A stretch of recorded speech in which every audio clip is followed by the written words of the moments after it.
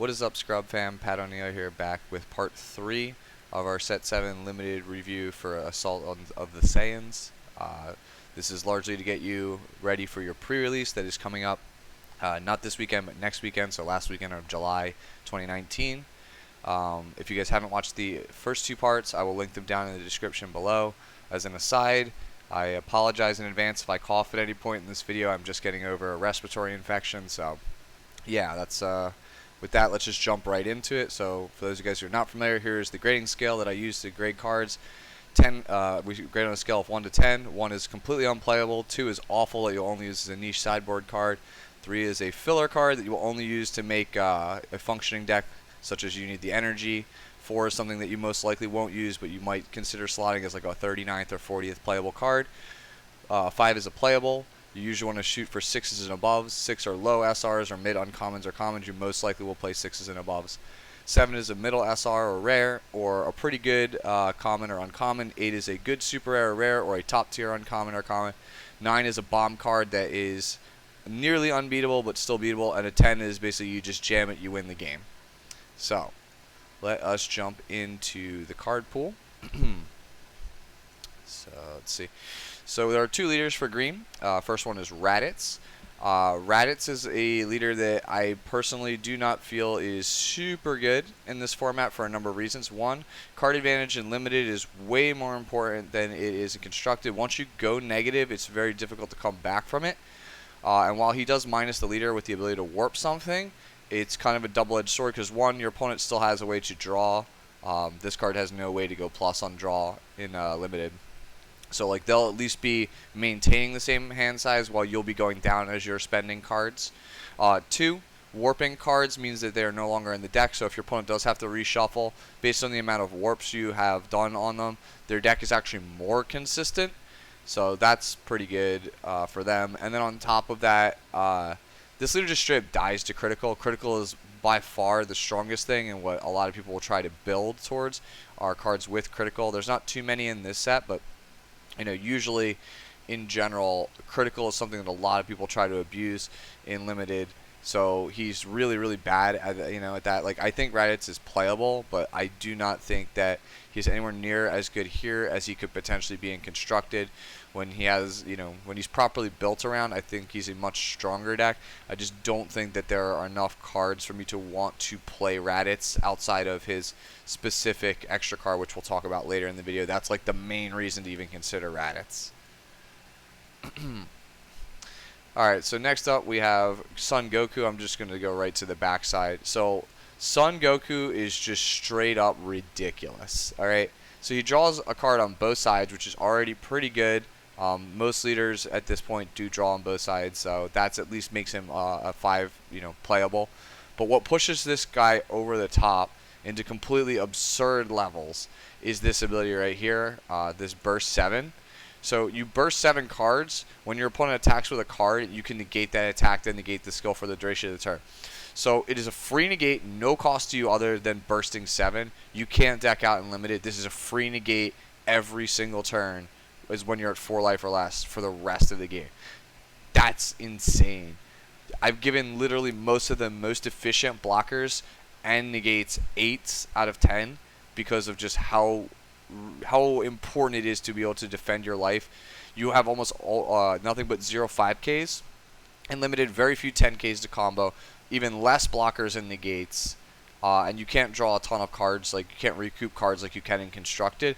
So this guy saves your behind, like early and often. Like, I can't stress to you guys how good this Goku is in limited. I'm gonna give him a 9. I would argue it's between him and Gohan for best leader in the format. We'll look at the yellow leaders come Wednesday, 2 days from this video being released. But for right now, you want to be shooting for Kaioken Goku or Gohan. I can't see there being a better leader to be on in limited, honestly, for this format.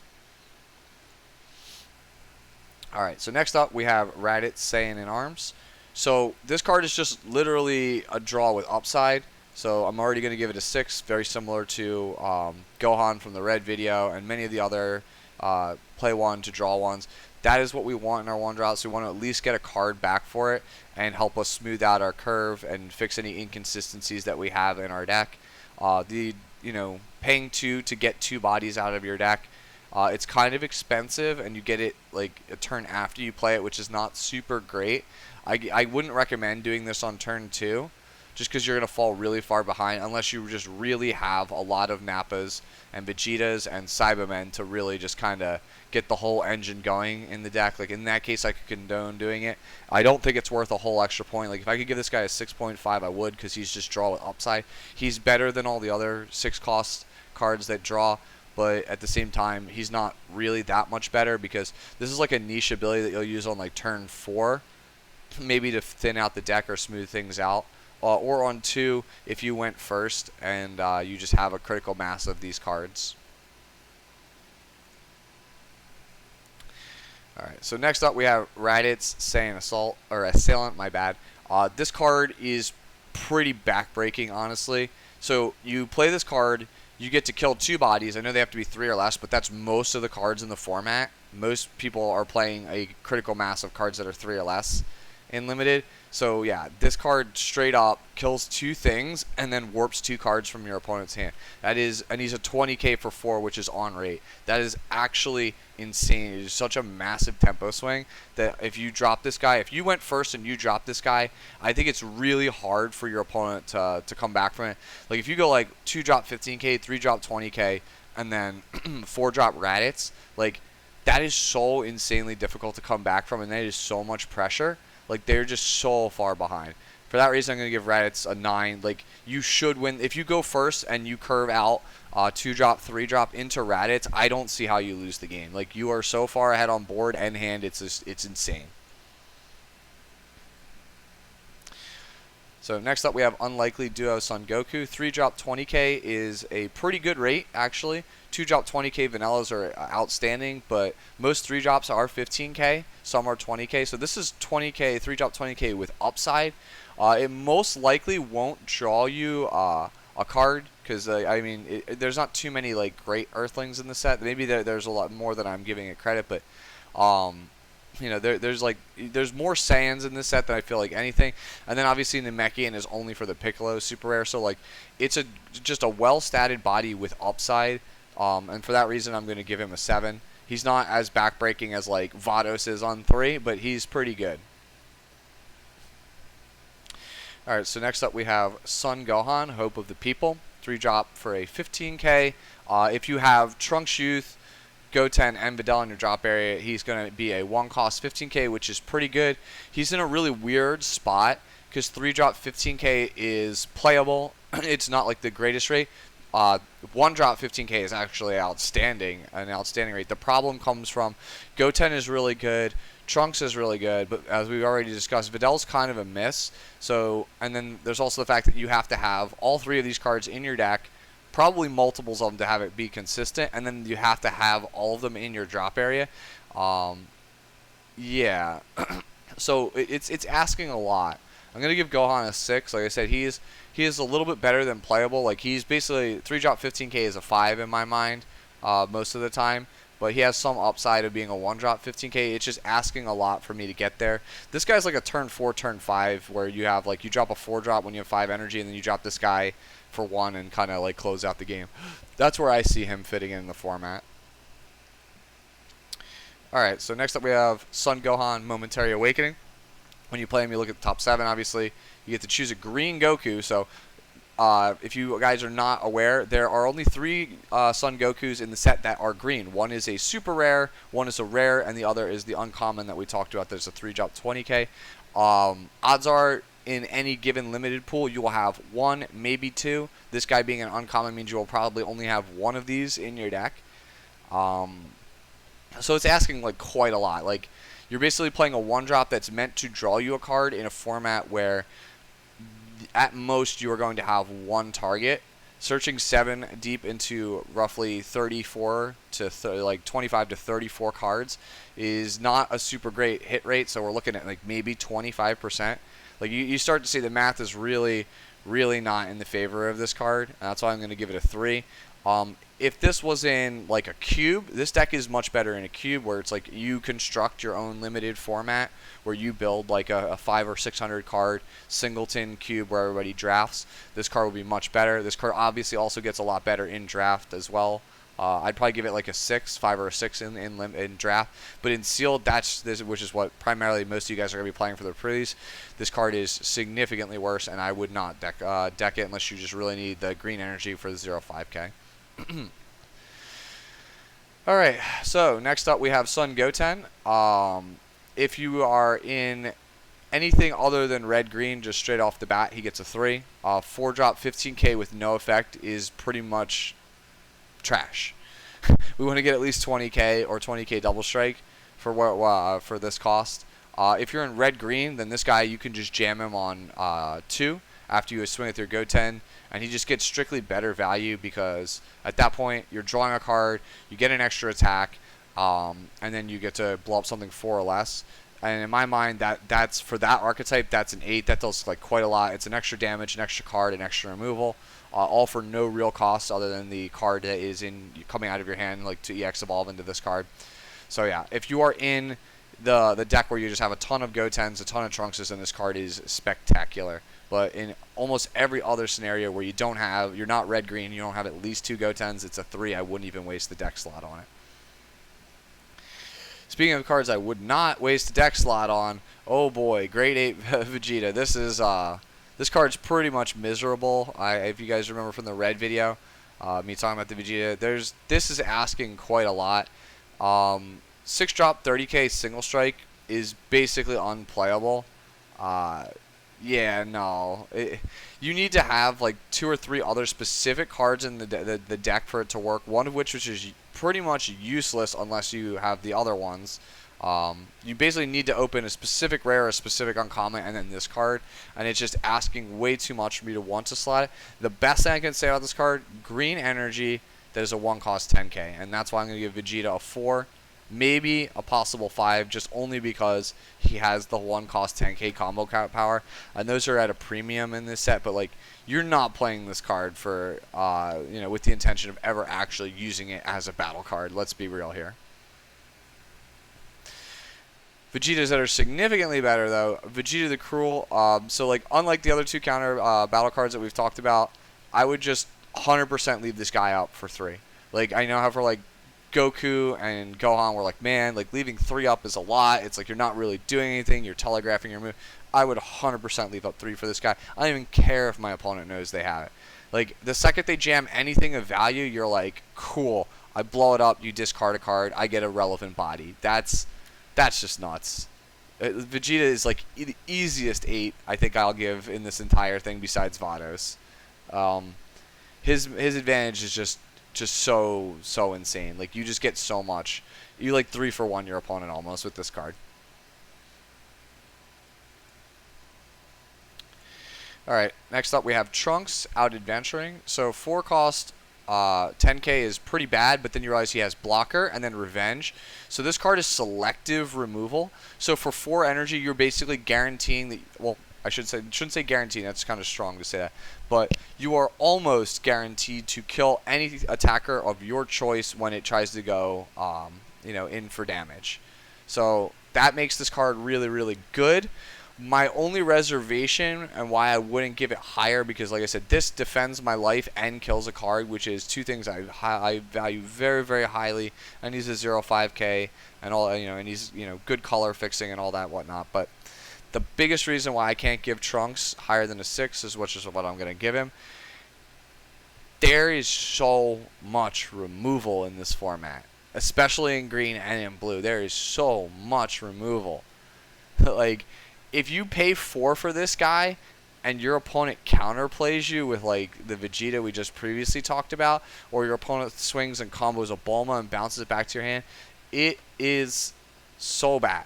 Like, there's actually too much removal for me to want to give this guy higher. But like, blocker revenge, anybody who played limited in Union Force will tell you, yeah, Jirobe is like the best card at like uncommon or less, because he just sits there and waits and waits and waits to see if you actually play a card that is relevant, and then goes, okay, cool, that's the one I'm taking with me. So for your 4 energy investment, you make your opponent just down drop, or just make, worse plays because they don't want to have to, have their actual bomb eaten by a revenge blocker. You just have to be careful, like I said, whether or not they have the removal. Like games 2 and 3, you may want to side this out if they have it. Like if they just play a lot of removal, because then you won't get any value for your Trunks. Oh boy, Piccolo. Piccolo is, yeah, he's narrow. Like he's basically 4-drop 20k is an okay rate, but like you have to have that specific uncommon Goku for this guy to do anything else. If you do have that Goku, though, you get this guy for free, which is pretty sweet. But for the most part, he is just a 4-drop 20k, which is why I'm going to give him a 6. He has upside. He could be a little bit better. Like I could see him getting maybe a 7. Actually, you know what? Probably will just give him a 7. Like he's somewhere between like a 6 and a 7, 6.5, 7, somewhere around there. Because like 4-drop 20k is where I want to be, but no double strike, and like he basically is a vanilla most of the time. But you do get the upside if you do have 1 or 2 of those Gokus. You might be able to drop this guy for free, and then he gets to blow up a card. Yeah, I'm gonna go with the 7. We're gonna go with the 7 here. Like he's not outstanding, but if you get the combo, it's really, really good. You get to just kill a guy right off the bat. It's not like a full board wipe like Kale for 4. But yeah, like he's like a little bit worse than the blue Kale from the blue video we were talking about, but like he's slightly better, I think, than most of the 6s. So as I said, 6.5, 7, somewhere around there. Krillin. Just there's nothing to say about this card. It's a 5. It pressures early. Like these are actually playable and limited, despite the fact that you might not think so. This card, like even late game, you can pay 1 and combo a card. If you're ahead like 2 cards on your opponent, like you have 6 and they have 4, you can just play Krillin, go to 5, swing, put a combo on it, and go to 4 and know, hey, I'm still ahead on card advantage, or they're gonna bin a card. Yamcha, super comboed. That's it. It's just super combo. I'm not gonna give the rant again. Tien. It's literally the same as from the previous videos. It's the same as Elder and Gowasu. It's just barely, like, this is the 40th playable card in my deck most of the time. I'm only really playing this because on the reshuffle, I can stack my deck and get back some value there. It's just shy of being a 5. Like, 2-drop 10k is alright, not great. Chaozu. I actually kind of like Chaozu a bit. You could do a lot worse on turn 1 than this card. You can basically pay 1 cost and sit on this and wait for your opponent to drop one of those 20k vanillas, and then on your turn just pop it. It's kind of like future-proofing, in case your opponent drops something that's pretty good that costs 2 or less. And the bulk of the commons and uncommons are cards that are 2 or less, so like at some point you will get value out of Chaozu. So I'm going to give him a 6. He doesn't kill everything. Doesn't really win you the game, but he can be, pretty decent spot removal for the most part. He's just not as good as, something like Bulma, where I can just get it, like, at any time during the game, and it can hit up to 3s, which 3s are a little bit more problematic than Vados. And then Trunks, obviously, as well, because that body actually stays on board. Yeah, Jirobi. This card is not something I would really ever want to mainboard. 2 costs 5k is whatever. This card is like the slam dunk pick, though, when it comes to playing against red and green. Like if you're playing the green mirror match, most of the good battle cards, except for, obviously 8 Vegeta and then the 10k Vegeta, are Vegeta. So like, you might be able to just snipe off a guy here. This is pretty much like a wait and see approach. Like if your opponent has the Vegeta super rare, they have like the ape. They are actually playing the ape. They do have the Vegeta, the Cruel. Then like this card is pretty solid. Not like the best. Like I said, 2 cost 5k is pretty terrible rate, but it does get rid of some of Green's better finishers. So I'll give him a 4. Pretty like okay sideboard card.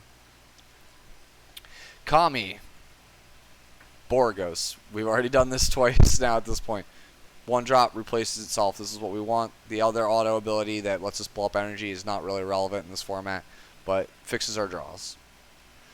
Nappa. Nappa's really hard for me to evaluate correctly. Give me 1 second.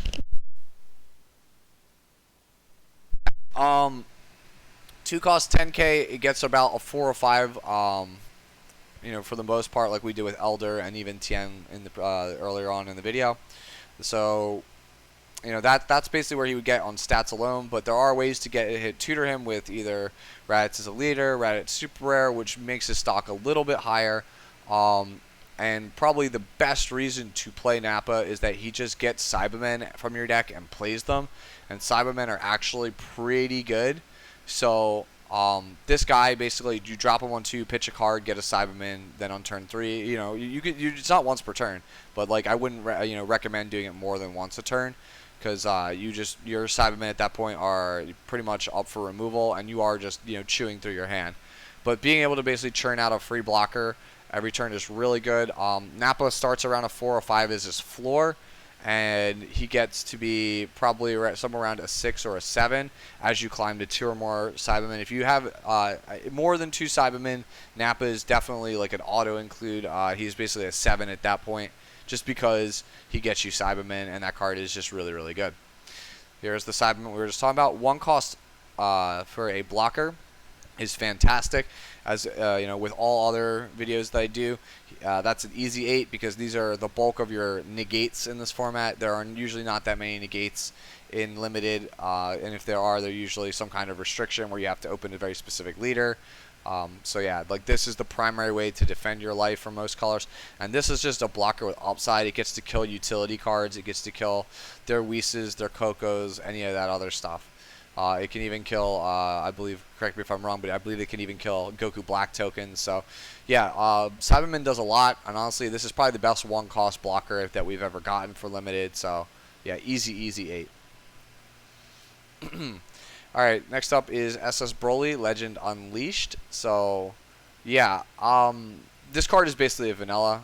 For reasons we've discussed in the red video. Dormant Legend is not a good card. I probably would not deck it. So none of these activate mains, these autos, none of that's relevant. But you could do a lot worse than 3-drop 19k vanilla. So for that reason, I'm going to give it a 6. Alright, so now we move on to the extra cards. First up is Double Sunday, and it's a shame that Raditz is really not better than he is. Like, again, his lack of hand advantage really hurts him, I feel like, in the format. Double Sunday is just nuts. Like, if you open 2 or 3 Double Sundays, I could see you actually wanting to choose Raditz as your leader. If you open, like I said, 3 of these, like that'd be the magical number. I would want to, like, 2 or 3 of these in my deck. If you had that and a pretty solid, amount of Nappas and Raditzes, I would just jam Double Sunday. It's a 1-cost 15k that you can use defensively. That's pretty huge as a pump spell, and then you get to blow up a guy. I'm going to give Double Sunday an 8. If you, like I said, Raditz, as mediocre as I feel he is, standalone as a leader, and I feel like Goku and Gohan are significantly better choices for leaders. If you open 3, 4, if you get super lucky and get 5 of these for whatever reason, then you should be on Raditz, just because the tempo swing that this grants you, one cost for a 15k is pretty much unheard of in this format, and then you get to blow up a 2-drop, which, as we've been discussing throughout all these videos, 2s and 3s are pretty much the bulk of everyone's deck, so this is going to get something, and it's just pretty much a blowout if your opponent tries to shotgun you with like a 2-drop Goku, and you just double Sunday and kill it. Yeah. Powerball. Like we said with all the Vegeta, stuff, the red Vegeta, the grade 8 Vegeta, I think this is pretty much an abysmal combo and a waste of your deck space. 3 cost for, no combo power, 3 cost, field spell that searches for, or actually doesn't search, puts a green ape on top of your red Vegeta is, that's asking a lot. You have to have a specific rare, specific common, and then this card as well. And it's not even like this like game-ending play. It's not even super amazing. And then even if you don't have it, you get it once per turn. You basically get choose a Saiyan, you get 5k power. That's like a crappy like Planet M2. Like, you're basically playing for a 3-mana Planet M2, and I just don't think anybody's gonna actually want to do that. Like, we all know that Planet M2 is pretty good, but this is like a really niche Planet M2 that costs 3 times as much and requires a specific rare to get uncommon to get max value out of, and I'm just like, no. No, I would not. I would just skip over this. Like if you have the combo and you really just don't have anything else to play, go for it. But like it's really hard for me to recommend this card. Alright, so next up we have Hidden Power of the Saiyans. This card is really good and constructed. Not so much, I feel like, in Limited. It's not as good as Denial of Hope. And Is That All You Got? Those cards are amazing because of the tempo you gain from it. If you're behind, it puts you back in the game. If you're ahead, great. It basically clinches the game. The problem with this card is your opponent chooses either to keep the battle card and pitch 2 cards, or just pitch the battle card. So if they pitch the battle card, great, your goal is accomplished. But if you're behind, and your opponent drops a bomb and you pay 2 for this, and they are ahead on cards, or like they're like roughly even or slightly ahead, they could just pitch the 2 cards and then just go straight to the face, and any advantage you hoped you were getting is, just gone. Like, don't get me wrong, it's a good card, and I would still play it just because you are going to get some advantage. The thing is, though, it doesn't give you a huge tempo swing like the other counterplay cards. For that reason, I'm going to give it a 7. Even that, I feel like it might be slightly too high, maybe a 6. But yeah, it's just your opponent gets to choose the option that lets them hurts them the least. And in a close game or a game where your opponent's ahead, it might swing it back to to parity, but I really don't think that's the case. That's why I think it's slightly worse than the other counterplay cards that we've been discussing so far. And then finally we have, for the greater good, Double Negate. Literally the same as all the other cards. Double Negate. I know it's cool that it's got the the built-in removal, but yeah, Double Negate, where you're jamming it. If you got a green leader, you're jamming this card. So that basically covers it for the green cards. Check back next time for the yellow cards, which will be 2 days from now, July 24th, 2019. And then obviously stay tuned at the end of the week for the black and multicolored cards, which will be Thursday and Friday. If you guys really like this video, please consider giving a like, comment, subscribing if you're not already a member of the Scrub fam. For those of you guys who are members of our Patreon, remember at the end of the week I'll probably be putting up a cheat sheet for you guys so you can kind of print it out and bring it along with you. That includes the best uncommons and commons, so if you forget anything in this video, you will have something to reference as you open your sealed pools. Alright guys, I'll see you all next time. Bye-bye.